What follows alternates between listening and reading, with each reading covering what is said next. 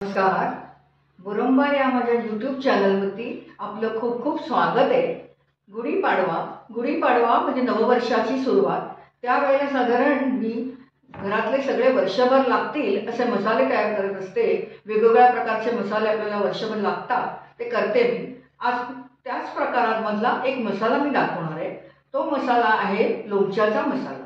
आता लोणच्याचा मसाला काय काय लागणार आहे आपल्याला पदार्थ ते प्रथम आपण बघूया.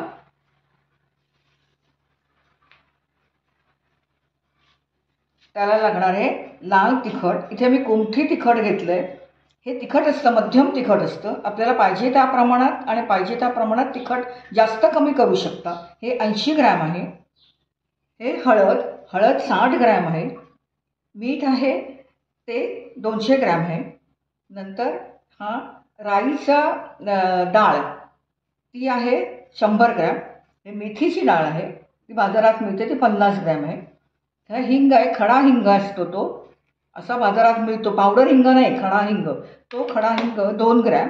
आणि हा खडा हिंग तळायला किंवा हे तळून थोडंसं तेलावरती परतून घ्यायला हे तेल आहे. एवढे पदार्थ आपल्याला मसाला करायला लागणार आहे. प्रथम आपण हे लाल तिखट आणि हळद हे थोडंसं गरम करून घ्यायचं आहे. खूप परतायचं नाही, त्याला जास्त जाळायचं नाही आहे. हे परतून घ्यायचं आहे, ते ह्याच्यात काढून घ्यायचं. मीठ मात्र अजिबात परतायचं नाही, मीठ तसंच ठेवायचं. आता आपण हे चालू करूया. प्रथम आपण हळद आणि तिखट गरम करून घेऊया. हे बघा, तिखट पावडर म्हणजे टाकून घेतली आहे. लाल मिरची पावडर ती जर अशी गरम करून घ्यायची.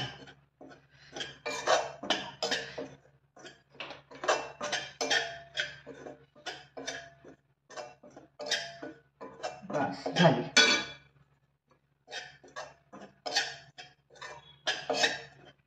काही काढून घेते मी.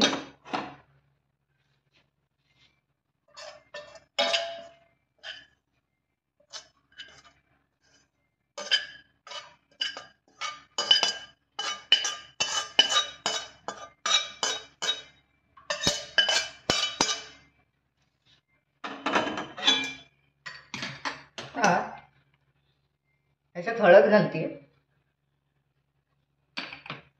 ही पण थोडीशी गरम करून घेते. हे बघा, हळद पण गरम, ती काढून घेते ह्याच्यात.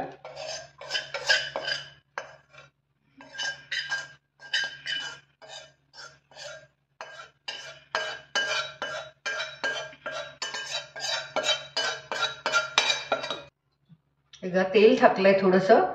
आता खडा हिंग तो टाकायचा आणि तो आपोआपच ह्याच्यामध्ये विरघळतो. तो असा फुटतो आणि विरघळतो. हे बघा, असं थोडं थोडं हे व्हायला लागतो. तो म्हणजे चांगला वास यायला लागला. मस्त मस्त सुगंध येतो. खूप स्ट्रॉंग असतो हा खडा हिंग आहे ना, म्हणूनच हा लोणच्याला खडा हिंगच वापरायचा, पूड नाही वापरायची. आता फुटायला लागला बघा. लाल परतून घ्यायचा तो. आणि मग मिक्सरमध्ये आपण करणार आहोत, त्यामुळे त्याची पावडर बरोबर होऊन जाईल ती. हे बघा, थोडंसं तेल आहे, त्याच्यावरती मेथी डाळ आहे ती घालून घेते. ती पण भाजून घ्यायची आहे चांगली, तांबूस होस्तोवर. कढई गरमच आहे, त्याच्यामुळे फार वेळ नाही लागणार.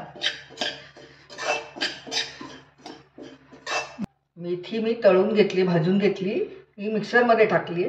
आता मोहरीची डाळ ती पण तेलावरती, ती मेथीपेक्षा जरा कमी परतून घेते आणि मिक्सरमध्ये सगळं वाटून घेते.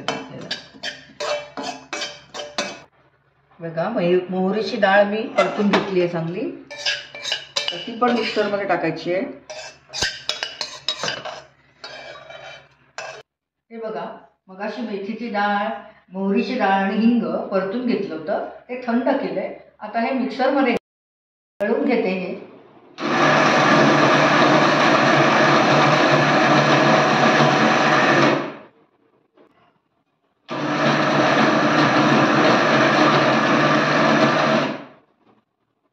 हे बघा, तर बघते मी झालंय का.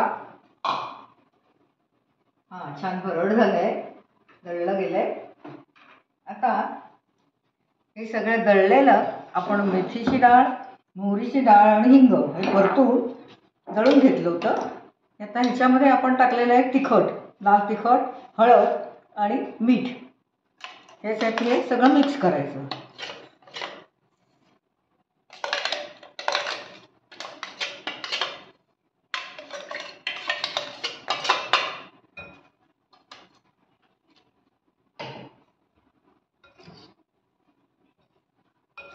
आता ह्याच्यामध्ये मी तिखट आम्हाला जसं तिखट लागतं त्या प्रमाणात घातलं आहे. ते तुम्ही कमी जास्त तिखट करू शकता. मीठही तुम्हाला आणखीन हवं तर घालू शकता. चवीप्रमाणे घ्यायचं. आणि ह्याच्यामध्ये लाल जर तुम्हाला हवं असेल म्हणजे लोणचं अगदी लाल तर काश्मीरी मिरची मिळते ना त्याचं तिखट ते घालू शकता तुम्ही. मस्त वास येतो त्याचा, अगदी छान सुगंध येतो. हिंग आणि मेथीची हे जर आपण भाजून घेतलं आहे त्याचा वास फार छान येतो.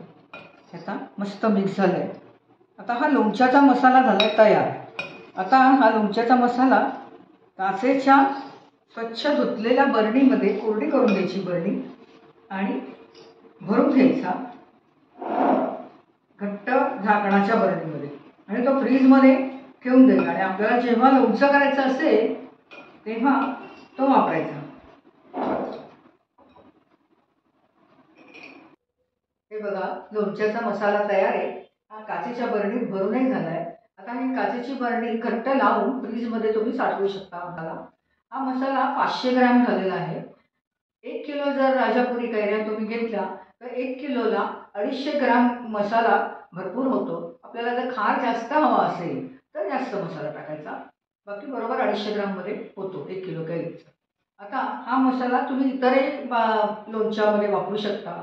उदाहरणार्थ आपण थंडीमध्ये भाज्यांचं लोणचं करतो त्याला वापरू शकता किंवा आंबे हळद आणि आलं ह्याचं लोणचं करतात त्याला वापरू शकता.